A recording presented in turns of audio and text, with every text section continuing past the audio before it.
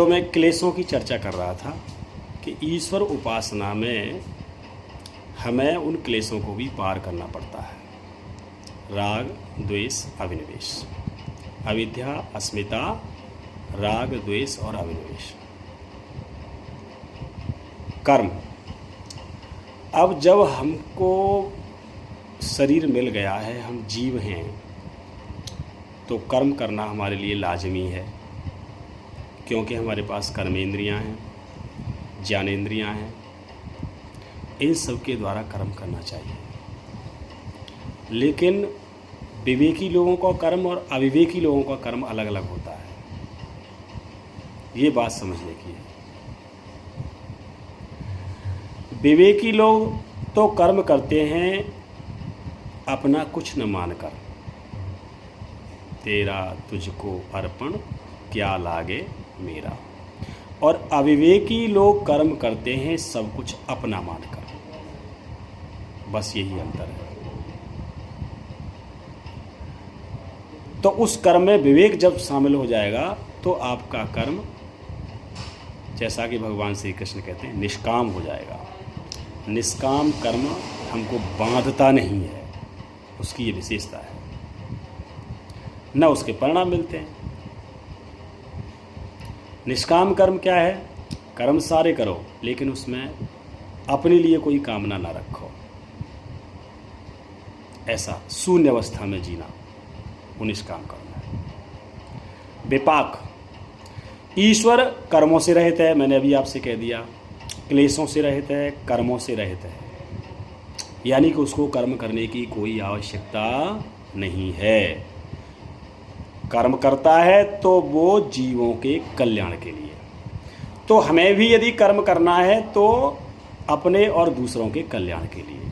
ये विवेक है, उसमें कल्याण का भाव शामिल हो। भाव, कर्म कोई भी हो। कर्म तो ईश्वर ने जितने भी बनाए हैं जीवों के लिए, उन सब में कोई गलती नहीं है। गलती केवल भाव में है। यदि मेरी भावना दूसरों को कष्ट देने की है तो वही कर्म मेरे लिए खतरनाक है। और मेरी भावना यदि दूसरों को सुख देने की है, जैसे डॉक्टर है, चिकित्सा करता है, मरीज़ को ठीक करने के लिए ऑपरेशन करता है और स्वयं काफ़ी रिस्क लेता है रोगी को ठीक करने के लिए, अपना साहस दिखाता है, बहुत परोपकारी कार्य है। और यदि वही कार्य कोई व्यक्ति दूसरे को खतरा, नुकसान पहुंचाने के लिए करे तो वो कर्म कैसा हो गया? आसक्ति वाला, फल देने वाला हो गया। ये देखो, ये कर्म का निष्काम और सकाम कर्म, इन दोनों का अंतर हो गया। तो हमें निष्काम कर्म की ओर आगे बढ़ना चाहिए, वही ईश्वर की उपासना है। अविद्या क्लेश से दूर होना चाहिए तो ईश्वर की उपासना होगी। उपासना का मतलब है उप माने नज़दीक, आसन माने बैठना, नज़दीक बैठना। नज़दीक बैठने के लिए हमें जिसके नज़दीक बैठे हैं ऐसे गुणों को शामिल करना पड़ेगा, तभी भगवान हमारी मानेंगे, सुनेंगे और समझेंगे। अन्यथा कब तक बेवकूफ़ बनाओगे? कब तक बेवकूफ़ बनाओगे कि मन में कुछ और बाहर कुछ और, दिखावा कुछ और। इस तरह से हम सोचते हैं कि शायद ईश्वर को धोखा दे देंगे। ऐसा होगा नहीं, धोखा हमको ही मिलने वाला है। चलिए आगे चलते हैं। तो क्लेश, कर्म, विपाक। विपाक कहते हैं कर्मों के परिणाम। ईश्वर को कोई कर्मों का परिणाम नहीं होता, क्योंकि उसके कर्म क्लेशों से रहित हैं और निष्काम कर्म है, जीवों के कल्याण के लिए कर्म है। इसलिए वो केवल दृष्टा है, वो कर्म स्वयं नहीं करता, केवल उसके द्वारा प्रेरित प्रकृति ही कर्म करती है। आशय कहते हैं वासना को। हमारे कर्म वासनाओं से भी रहित होने चाहिए, क्योंकि ईश्वर के सारे कर्म वासनाओं से रहित हैं। ईश्वर की अपनी कोई इच्छा नहीं है, उसका कर्म केवल जीवों के कल्याण के लिए है। तो हमारी भी कोई इच्छा अपनी नहीं होनी चाहिए। हमारा भी केवल ये आशय होना चाहिए कि हम यदि कर्म कर रहे हैं तो दूसरों के कल्याण के लिए कर रहे हैं। इदन्नमम, ये मेरा नहीं, ये भाव। यज्ञ करते समय हम लोग आहुति देते समय कहते हैं इदन्नमम, ये मेरा नहीं है, मेरे लिए नहीं है, ऐसा भाव हमेशा रहे तो ईश्वर की उपासना होगी। परामुष्ठ, क्लेश कर्म विपाका से परामुष्ठ। अपरामुष्ठ, अपरामुष्ठ कहते हैं अछूता, अलग रहने वाला। दृष्टा, साक्षी। हमको भी वैसा ही रहना चाहिए, हमको भी दुनियादारी से थोड़ा सा अलग रहना चाहिए। अरे जो कर रहा है वो भोगेगा, उसका कर्म उसके लिए। हम लोग चिपक जाते हैं, अरे उसने ऐसा क्यों कर दिया, उसकी ऐसी हिम्मत क्यों हो गई, अपने संस्कार खराब करने के लिए। तो उसका कर्म उसके लिए है। यदि कोई आपको बहुत ज़्यादा परेशान कर रहा है, बहुत ज़्यादा अति कर रहा है, आपको ऐसा लग रहा है कि नहीं, लेकिन वहाँ भी आप विरोध तो करो, लेकिन अपने अंदर ये भाव रखो कि अगर ये गलती कर रहा है तो ये गलती अपने लिए कर रहा है, मेरे लिए नहीं कर रहा। ये अछूतापन हो गया। तटस्थ रहना, न्यूट्रल रहना, साक्षी रहना, दृष्टा रहना, उदासीन रहना आना चाहिए, तभी आप ईश्वर की उपासना कर सकते हैं।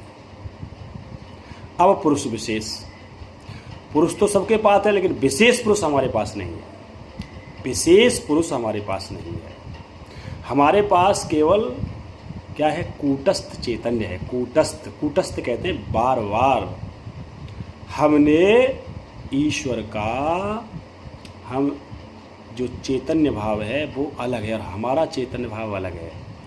हम जीव हैं, हमारी वासनाएं उसमें शामिल हैं, हमारे कर्म शामिल हैं, इसलिए हम ईश्वर से इतने भिन्न हैं कि जो माया बीच में आ गई है उस माया से रचित हैं हम लोग। ईश्वर माया से रहित है।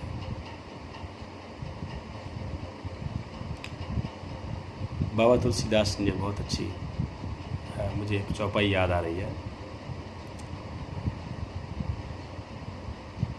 कि ईश्वर अंश जीव अविनाशी, चेतन अमल सहज सुख राशि।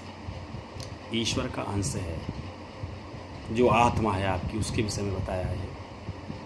ईश्वर अंश, जो आत्मा है आपकी, जो ईश्वर का अंश है, वो चैतन्य है, मलों से रहित है। आत्मा के बारे में है केवल ये बात, और वही अविनाशी तत्व है, वही ईश्वर का अंश है। लेकिन एक दूसरी चौपाई में उन्होंने कह दिया है कि तिनहि बीच सिय सोहै कैसे, ब्रह्म जीव विच माया जैसे। तो हमारे और ईश्वर के बीच में जो माया का पर्दा है ना, बस वही विशेष ईश्वर से हमको अलग कर देता है। अब माया को पार करना मनुष्य के या जीव के बस की बात नहीं है, उसका अधिकार केवल ईश्वर की उपासना करने का है। जब आप लगातार उपासना करते रहेंगे, ईश्वर के नज़दीक अपने गुणों के द्वारा ईश्वर को पूजते रहेंगे, तो धीरे धीरे धीरे धीरे ईश्वर की विभूतियाँ आपके अंदर प्रकट होने लग जाएंगी और ईश्वर की विभूतियों का आनंद आपको आने लग जाएगा। तो उसके लिए पहले भी मैं बता चुका हूँ, स्थूल यानी जो दिखाई देने वाला संसार है, उससे अपनी वासनाओं को क्षय करना पड़ेगा, छीण करना पड़ेगा, इग्नोर करना पड़ेगा। ऐसे ही जो सूक्ष्म चीज़ें हमारे पास हैं, मन बुद्धि चित्त और अहंकार, जो हमारा अंतःकरण है, उसको भी ध्यान के माध्यम से, उसको भी दृष्टा के रूप में रह करके पवित्र करना पड़ेगा। जब चित्त निर्मल हो जाएगा तब आपको भीतर ईश्वर की अनुभूति होने लग जाएगी कि संसार के कार्य जो हो रहे हैं उसमें मेरा अपना कोई विशेष महत्व नहीं है, वो सब ऑटोमेटिक हो रहे हैं, वो सब अपने आप हो रहे हैं। ये भाव हमारे अंदर आने से ही हम ईश्वर की उपासना के नज़दीक हो जाएंगे। हमारा अहंकार और दंभ जो हमें बांधता है संसार से, उससे हमें अलग होना चाहिए। ईश्वर और उसकी उपासना, तो उसके लिए ओम का जप, ओम को धनुष बना करके, अपनी आत्मा को बाण बना करके और ब्रह्म के साथ एकाकार करना ध्यान के माध्यम से। ध्यान के लिए कुछ विशेष नहीं है, केवल आप आंख बंद करके और मेरुदंड सीधा करके बैठ जाइए। पहले अपनी सांसों को महसूस कीजिए, सांसों को देखिए, दृष्टा भाव से सांसों को देखिए। ओम का मानसिक जाप कीजिए। प्रारंभ में आपको थोड़ी घबराहट, थोड़ी बेचैनी हो सकती है, लेकिन धीरे धीरे आपकी ये वृत्तियाँ शांत होने लग जाएंगी। आपका अभ्यास बढ़ जाएगा, चित्त शांत हो जाएगा। जब चित्त शांत हो जाएगा तो आपको अपने आप वैराग्य की अनुभूति होने लग जाएगी। चीज़ों से वैराग्य भाव पैदा हो जाएगा। जब ये अभ्यास और वैराग्य दृढ़ हो जाएगा, जब ये अभ्यास और वैराग्य दृढ़ हो जाएगा तो आपको ईश्वर की अनुभूति भी प्रारंभ हो जाएगी। इति ओम शम।